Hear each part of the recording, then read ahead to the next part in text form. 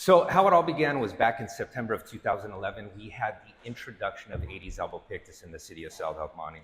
And the small scale efforts that we were making, while they were effective, they just were not sufficient for a long-term control strategy.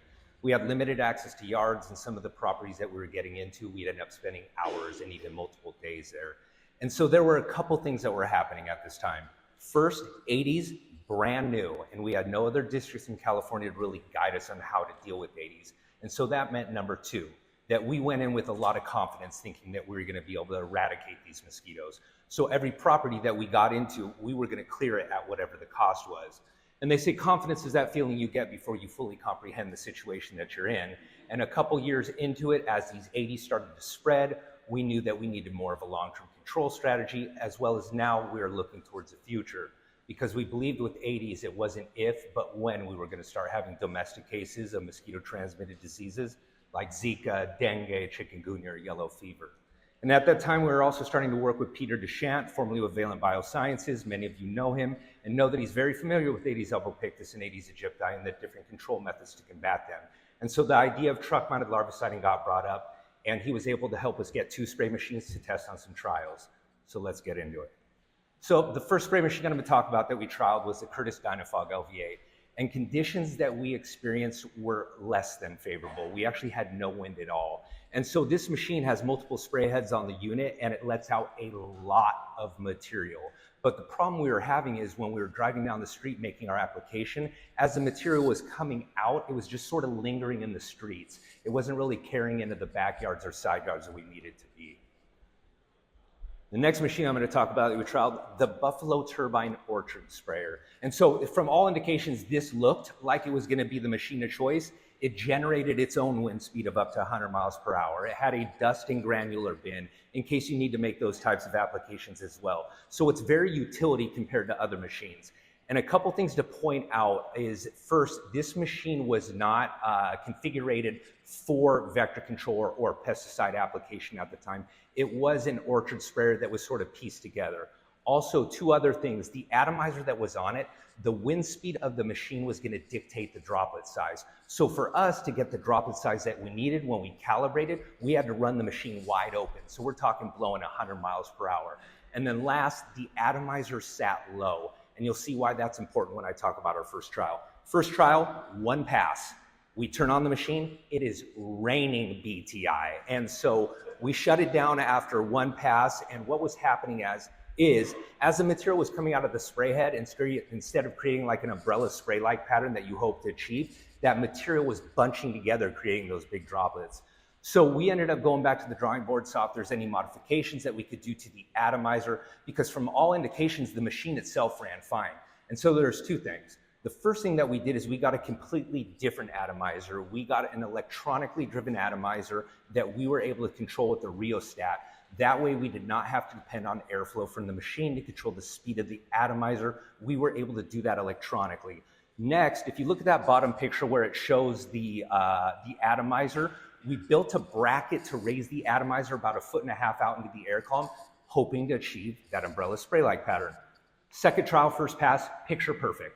That bottom picture right there where it shows the material going over the trees, over the houses, over the power lines, it's falling into the backyards and side yards where we need it to be. And we think, perfect. We go for our second pass, machine's been sitting idle for a couple minutes, we kick it back on, not as much material is coming out of the spray head, material was not dropping from the tank. So we pull over to the side of the road, I jump in the back, open up the spray tank, it's completely full of foam.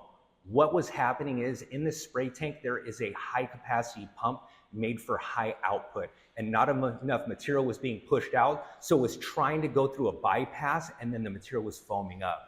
So we let the material settle out, went for another pass, same thing happened again, and again, and again. And needless to say, that was a long night.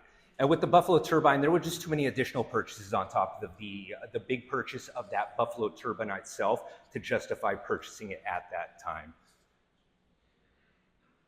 And so we ended up going with the A1 Super Duty. And I don't want to make it sound, well, those other machines didn't work. We're just going to go with the A1 Super Duty. You know, I mean, that's definitely how it didn't work. This machine, I think that if we would have trialed this first, we would have went with it. You know, this machine has been turnkey from the very beginning. It generates high volumes of air with low volume of material. We've had material reach about 200 feet horizontally and even further with the right amount of wind behind it. And the real only modification, and it's more of an adjustment that we needed to do, is we needed to get to the high end of a low volume droplet. And it was a simple adjustment to change the pitch of the fan blades of the atomizer, which took about 10 minutes. Extremely easy and simple. And so initially we purchased this A1 Super Duty for residential truck mounted larviciding, and it works well for that type of application. But because we are mostly in an urban environment, there were no other uses for it. And so it sat on a shelf for a good majority of the year. Then in 2022, some of the staff attended the MVCAC up in Sacramento, and they saw a presentation that Alameda County gave using their A1 for marsh treatments. If anyone is in here from Alameda County, thank you very much. And you'll see why I say that in a sec. And so when those supervisors got back from the conference, they presented me with this information. And the reason they did that is because in the area that I cover, I have multiple freshwater marshes that I treat. And how I was treating them, and still occasionally do, is with a Mariama backpack blower with some type of granule, usually Vecto Max, Vecto Bag G, occasionally Alticid pellets. And I'll be out there every 2 to 3 weeks, sometimes longer depending on the material. And it's either going to be me by myself or I'm going to be with a team of about 3 to 5 other techs. And we could spend anywhere from upwards of 3 to 5 hours, sometimes even multiple days making these treatments. And anyone who has made those treatments year after year after year, week in, week out throughout the season, and sometimes even longer, knows that it's hard work. And so when this information was presented to me, it was, I guess you could say I was a little bit skeptical, but also hopeful. And the reason why I was so hesitant or skeptical about this is because we've tried plenty of other applications out there, and they all have problems. The only treatment strategy that has been tried and true in freshwater marshes is using a Mariama backpack blower. So presented with this information, being skeptical but somewhat hopeful, the first thing that I did is I went to the scientific technical department and talked with the vector ecologist who was in there at the time, who happened to be Nicolas Tremblay, and asked if he had the time and was willing to conduct a bioassay, because we wanted to make sure that the material that we're going to be applying not only was able to make it into the middle of the marsh, because some of these marshes are quite large, but also able to penetrate the vegetation. And so the morning before, or the day before the initial treatment, I should say that, Nicola and myself, we went out to the test site, which is a 6-acre freshwater marsh. I first dipped 50 times, averaged about 10 larvae per dip, mostly first and third instar. And then he put out 6 different cups throughout the marsh, and there's 2 control cups as well. And so early the next morning, we went out, made the application, looked like everything went well. The material was laying down, looked like it was making it to the middle of the marsh. Later on that day, Nicola and myself, we went back out to the marsh. He collected the cups. I went out and dipped 50 times. When I dipped, I found nothing but dead larvae. As you can see in the bioassay results, 5 to 6 cups, 100% mortality within 48 hours. One of those cups had 81% mortality, and that was from 24 hours all the way through. I don't know where that cup placement is anymore, because I did not think that I was going to be giving a presentation years later. Now I know any information collected during a bioassay in my area, I will make sure to keep that information or at least file it away. But as you can see, truck-mounted larviciding works well, it actually works extremely well, and has now become one of our treatment methods for multiple freshwater marshes within our district.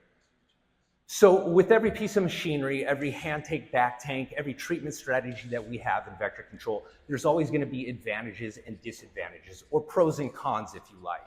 And some of the big advantages with truck-mounted larviciding is, number 1, it covers a large area in a short amount of time, which means, number 2, less labor hours. Number 3, areas with limited access or even no access at all can be treated. And now number 4, I feel that this is going to be the most important part of the presentation, as well as the biggest advantage there is when it comes to truck-mounted larviciding. When safety is a concern, safety is always a concern. We are in various safety training throughout the year, whether we're watching safety training videos or we're in-person training, and there's a number of reasons why. But one of the big reasons is our districts are trying to minimize risk due to safety incidents or accidents when we're in the field, as well as reduce time loss due to accidents. And a lot of times truck-mounted larviciding takes that risk completely out of the equation or minimizes risk compared to other treatment strategies. So let me explain. I'm going to talk about physical safety and I'm going to talk about personal safety. And I know those two go hand in hand. But when I'm talking about physical safety, I'm talking about slips, trips, or falls. I cannot tell you how many times. And when I mean I cannot tell you how many times, I cannot count how many times. I have taken, techs with me, and it's usually new techs who are unfamiliar with the terrain or the area, doing a backpack treatment with a Mariama backpack down at these marshes.